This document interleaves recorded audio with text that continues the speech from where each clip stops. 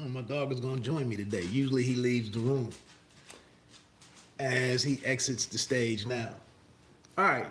Anyway, last night we had the premiere, the season two premiere of Showtime's City on a Hill. It stars Kevin Bacon as Jackie Rohr. Yeah, Jackie Rohr, and one of my favorite, not up and coming anymore, but one of my favorite working actors in Aldis Hodge. Uh, the dude is really coming into his own, in my opinion. So I'm keeping an eye on the show to support Hodge. And Kevin Bacon is, he's Hall of Fame like at this point. And he's having a bit of it seems like he's having a bit of fun playing Jackie Rohr, which is a bit of a departure from most of the characters that I've seen him play. Although he has, he has played some villains or some bad guys here and there, I guess. But Jackie Rohr is a savage. I mean, this dude is all over the place. I'm basically just doing a quick. This really isn't a recap. I just want to know. I'm just kind of testing the waters to see where people are with the show. It's based in Boston. I really don't know what the hell it's about. I enjoyed season one. It didn't really build to what I thought it was gonna do. But it was a lot to enjoy. The dialogue and the rivalry between Jackie Rohr and Hodges DeCourcy Ward. He's a district attorney for the city of Boston, I guess. Just the rivalry between these two. Jackie Rohr is a corrupt FBI agent, and he's like super rogue. The dude is he's a coke addict. He's he's stepping out on his wife. He has a daughter who I believe she got wrapped up in some drugs last year as a result of what's going on in the household. His wife is all over the place because she's aware of everything that Jackie Rohr is doing. Rohr is tied into the underworld of the city. Um, he runs CIs, criminal informants. He buys drugs. I think he kill somebody. I think he had to kill somebody. He's all over the place. Uh, One thing that I think should stand out to people. I know now we've kind of entered this age where everything is about being politically correct, and some people object to that or are offended by that. That we would try to mind our manners and not be insensitive, to others for whatever reason. And they don't bother. They don't. They don't buy. It's very authentic in that regard. And like I said, even with Roar and DeCourcy,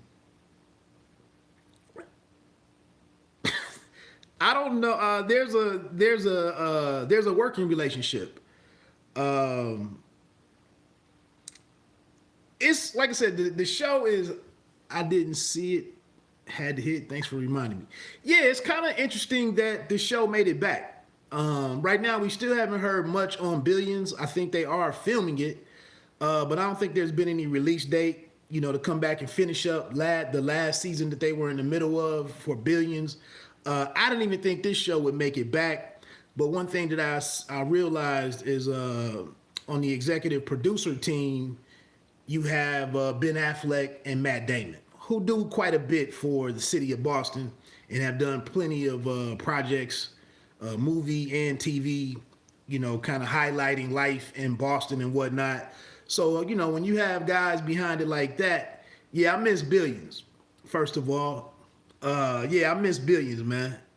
But this show it's all over the place. Last year it was these Ryan brothers who were robbing money trucks or bread trucks as they call it in Southie. Um, they had a nice arrangement the way that they were doing things, and the younger brother he's hooked on something. He's an addict. Um, so I think the older brother who had everything in control, I think he got killed last year. Be honest with you, it was so long ago, I don't even remember how all of the first season played out. but I'm pretty sure the older brother got killed. The younger brother is back for this season. He showed up last night, and it seems like the shift is this show feels somewhat like the Town knockoff. Yeah, that's why I keep watching it. It seems like the Town. Good call. But it seems like last year they went through the it was the money truck guards who got killed because the Ryan brothers did a heist. DeCourcy Ward was, he had a grand jury going on trying to figure out who did it, and it all unraveled. And that was last year. Like I said, this show really doesn't make a whole lot of sense. It just seems like it's just gonna be centered around DeCourcy Ward and Jackie Rohr. But this year, it looks like it's moving in. And I said this before. None of these shows really become great until somebody is selling drugs. It's just the fact of life. None of these shows on any of these especially the premium cable networks, very few of them really become a thing until you have it's dope seeing Kevin Bacon. I ain't seen him play a bigot before. I'm trying, but he's a decent bigot though. He keeps it funky with you. That's what's funny about his character is I'm trying to see, like, he probably loves Bill Russell, Casey Jones, Dennis Johnson. Like he's a wild boy. I mean, this is one of the craziest characters that I've seen on TV, and I'm hoping it attracts an audience and that it establishes itself. I see right now it's doing like 76% on Rotten Tomatoes, and like I said, by the fact that it's back for a second season, it's kind of a unlikely winner or underdog, if you will, and we'll see what happens. I agree, he's hilarious. I can be friendly with anyone, and yeah. We work with, that's what I've been talking about on my podcast. Like, people jump online and talk about who they don't mess with, who this, who blah, yada, yada, yada. But in our everyday lives, we work with bigots. We travel with bigots. I had some dudes doing some landscape at the house today. They both might have been bigots. I don't know. But as long as you respect me, and as long as our interaction is fair and square, whatever, man. We don't have to all like each other and we don't all live in each other's homes and whatnot. We just got to go out into the world and do what we got to do. And that's what the relationship. So anyway, let me finish that one thing. It seems like we're switching to the projects. Roxbury is a neighborhood in Boston. I think with a higher percentage of black people. I'm always familiar with Roxbury because I'm pretty sure that's where Guru, the rapper from Gang Starr, the late Guru, I'm pretty sure he's originally from Roxbury. And then Edo G is another old school hip hop dude that I used to love. And I'm pretty sure he was from Roxbury. Yes, he's from up that way. Right. So that's, I'm interested. But we have these. So last night, and I'm not really gonna give any spoilers. I don't even know if there's many to give. But last night's show was pretty interesting. Definitely, Gifted Universal. Gifted Unlimited rhymes Universal. Keith Elam.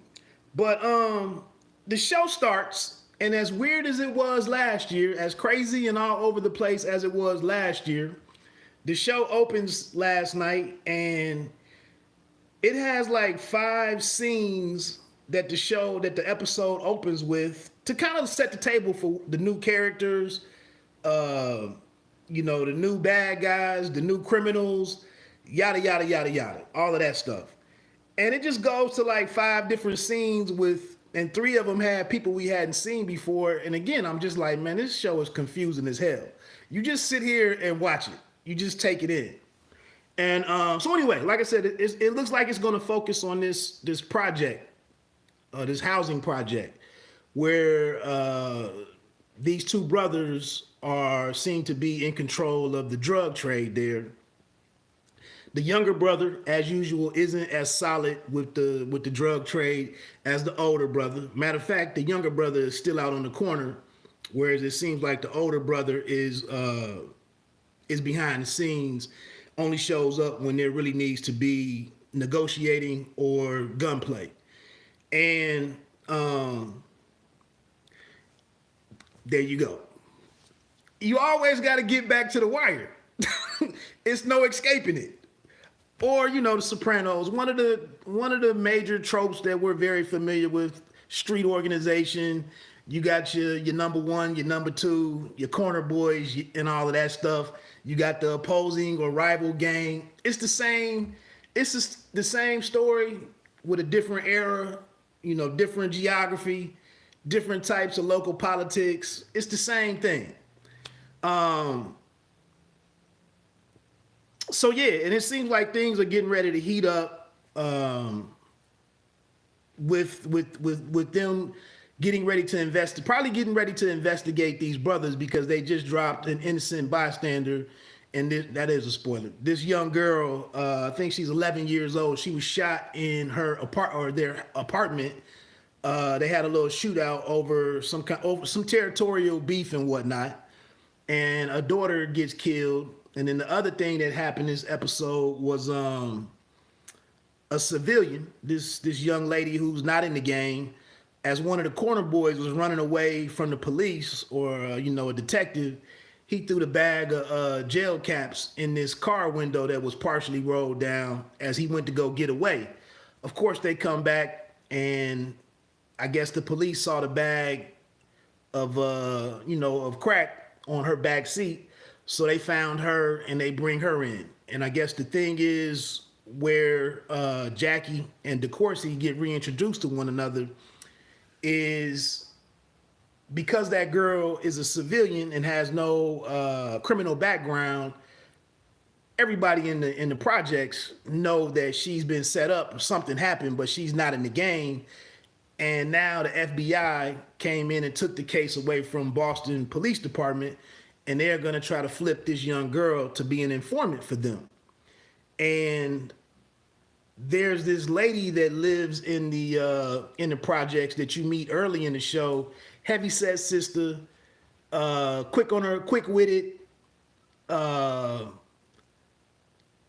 not quite the angry black woman, but very confident and very strong-minded and knows how to leverage what she knows. So she's tied in somehow. She has like some kind of political power. You don't really know what's going on with her, but she seems to be like a person that people can go to in the community and get help. The last spoiler of this episode, the big reveal at the end of this episode, is this black lady that I can't remember her name, but this heavier set black woman that you meet that calls a couple of shots early in the episode.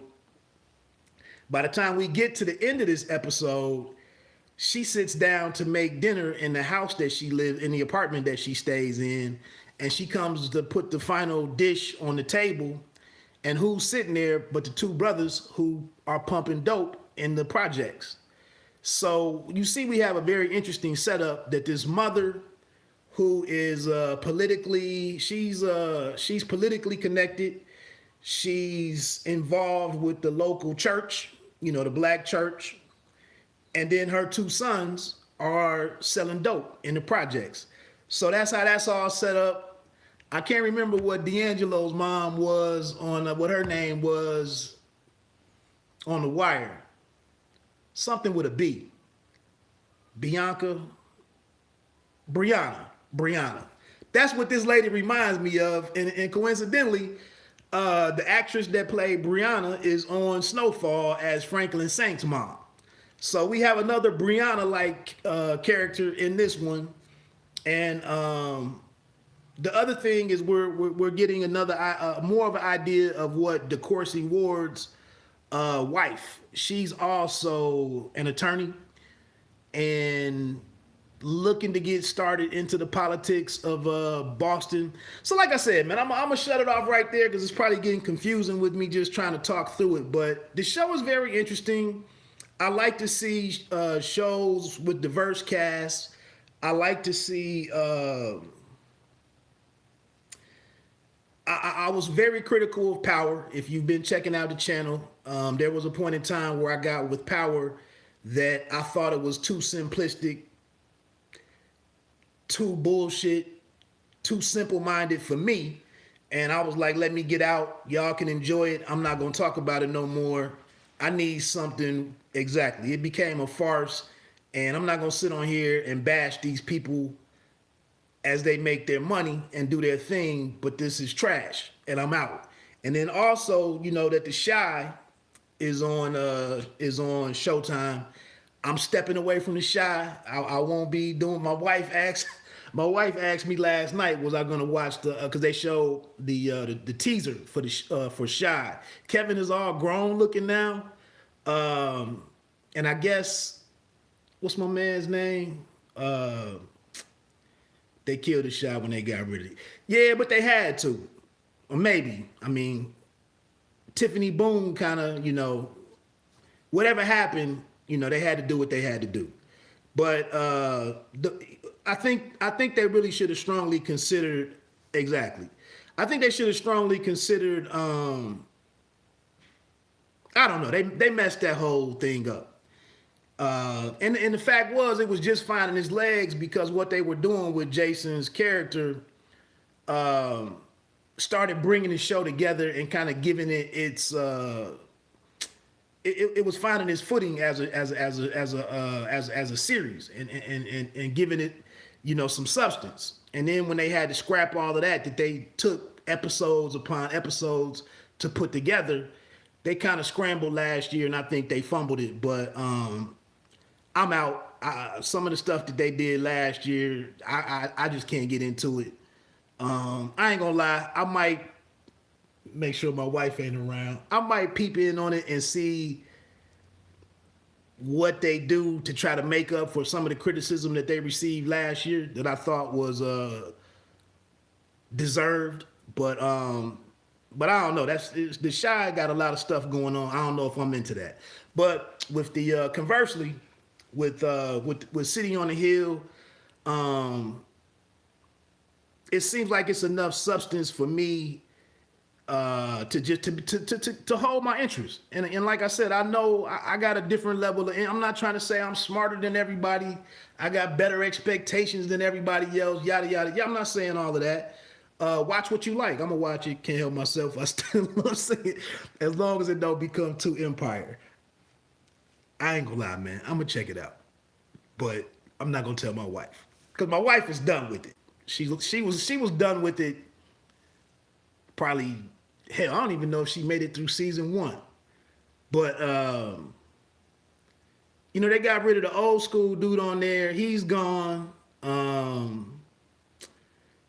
They kind of cleared the decks last year, to be honest, except for whatever's going to happen with, you know, the household with Kevin, Keisha, his mom, and his mom's wife. I saw Dad Darnell was hollering at Lala.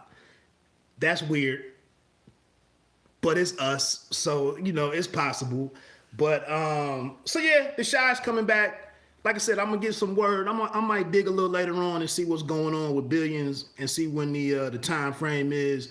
Probably at the end of you know, City on the Hill. I'm sad they shot Ronnie. Yeah, Ronnie. I'm surprised he lasted as long as he did. He should have moved away. Yeah, definitely. What's I can't think of Jacob Lattimore's character as much as I can't stand that dude. I'm brain dead on what's his name. That's how far I left the show behind. But by the time we get to episode 10, which should be the final show of City on the Hill, probably around episode 7 or 8 or something, I would imagine they bring Billions back so that they have that overlap, and that's how it'll probably roll out.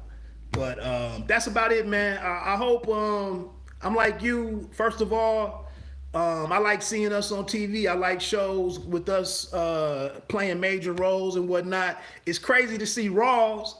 You see Rawls up to his same shenanigans in the as the the head of the district attorney office or whatnot. It's kind of funny how some of those characters or actors, like the dude that played Rawls, it's kind of crazy how they get the same kind of roles, regardless of what city, what police force, or whatever institution they're in. Lance Reddick, who played Daniels on The Wire, he's on Bosch right now. He's like the police commissioner now. I've just been watching Falcon and Winter Soldier, and the lieutenant from Bosch. She plays like the therapist for the Winter Soldier. So it's kind of crazy how some of these different actors and actresses get typecast, you know, especially because Reddick. If I ever saw Reddick in person, Lance Reddick, who played Daniels, he was also in Fringe. He was like the captain in Fringe on Fox years ago. Dude is just he's just like the go-to police chief now for everything. So anyway, let me get on out of here, man. Pay me no mind, sports and entertainment. You don't have to be great to start, but you have to start to be great. Check out my It's Always personal podcast. You can find that on Google Podcasts, Apple Podcasts, Spotify, as well as Anchor. I just put a new episode up last night. I couldn't get a guest this week, so it was just me chopping it up on a bunch of current events. Next week, I may have a local businesswoman. I think she just opened her second coffee store in the city, and to me that's kind of fascinating that despite us being in the middle of this pandemic, or maybe at the tail end, maybe she's doing something well enough to where she's able to open her second store in an area of my city that's kind of like in the middle of a rebuild anyway. So I just want to talk about her. I want to talk about Black people in coffee. I saw her website. I like her branding and the packaging and all of that. So I wanted to reach out to her and talk about her product. See what happens. I'm out.